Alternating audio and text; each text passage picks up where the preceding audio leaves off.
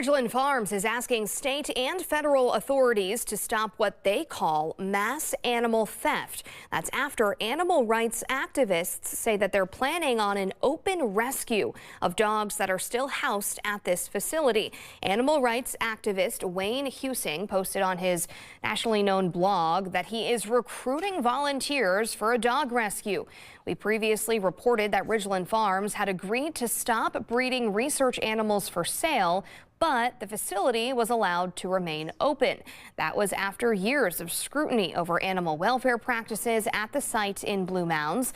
In a statement, Ridglan called for law enforcement to take action, saying in part, quote, "Disagreement with the legal outcome should never serve as the excuse for lawless actions that risk the safety and security of countless individuals and animals."